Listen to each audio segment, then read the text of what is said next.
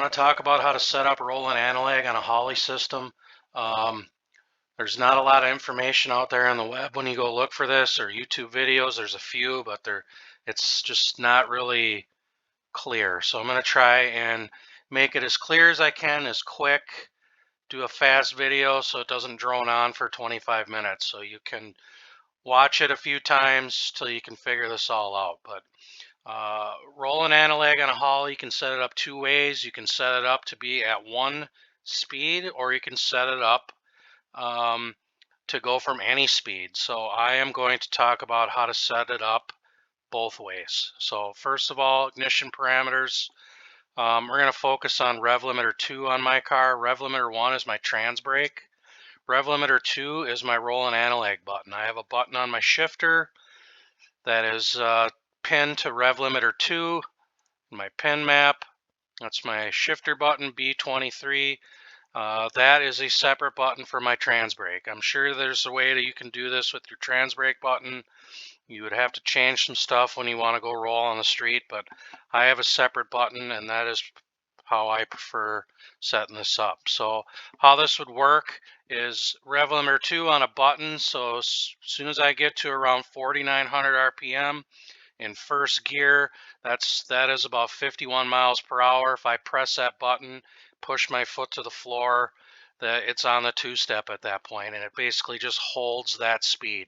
So that's great if you're out running around some night and everybody wants to go from the same speed.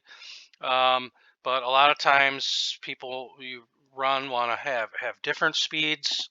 So it's nice to be able to set up where you could go from any speed. So I'm going to walk you guys through how to do that. So first things first, 1D table. You're going to want to go to, you should have a boost builder table. If you try to run your two-step without a boost builder, and let's say you're rolling at 51 miles an hour, you press that button and you push your foot to the floor without a boost builder table, it's going to make like 2 to 3 pounds of boost, and it's going to do it really slow. It's not that great. So this boost builder table is what we would use at the track to spool on the trans brake. You can use that same setup that you use on your car to build boost on a rolling analog setup. So this is just a simple boost builder table. I don't know if this would work for your car. It works for mine.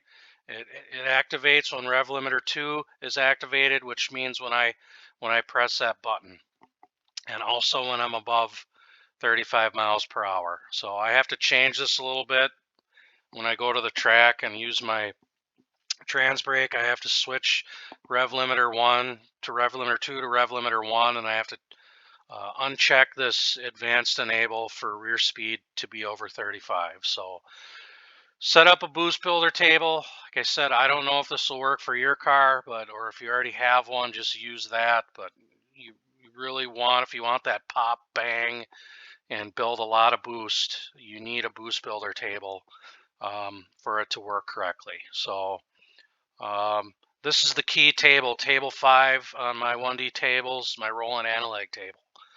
The table type is a Rev Limiter number 2 offset. So what is an offset? An offset allows the RPM to go up or down from what you have it set in your ignition parameters. 4,930 RPM is what I have mine set to. That is a 0 point on this table. That's right in the middle. 51 miles per hour, 0, that's 4,930 RPM. So how do I get these numbers up or down? I use the x-axis rear speed. You can also do it via RPM. So that way you can calculate using the Wallace racing calculator how high these RPM numbers should go on your table.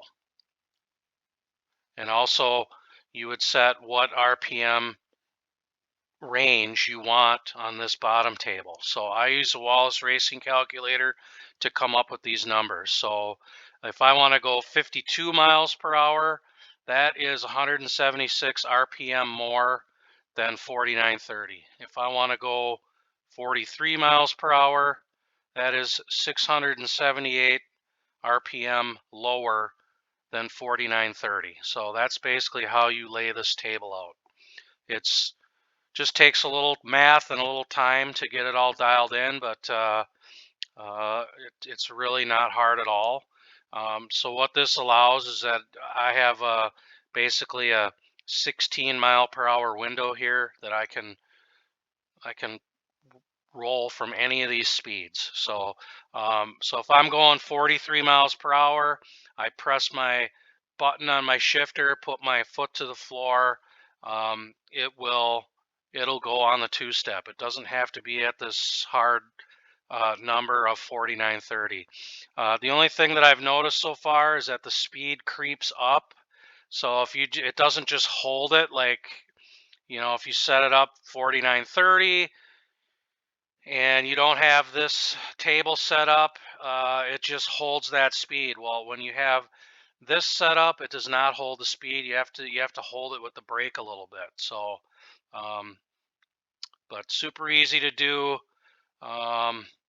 And you guys should be able to get this figured out with a little bit of time, a little trial and error, but this is how I have it set up on my car, and it's pretty awesome. I can build about 11 pounds in 2 seconds. So press this button, foot to the floor, hold a little brake, and man, it comes right up into boost, and you launch, and the car really goes. My car runs like 380s, low 380s, 60 to 130, so it's fairly quick rear wheel drive street car.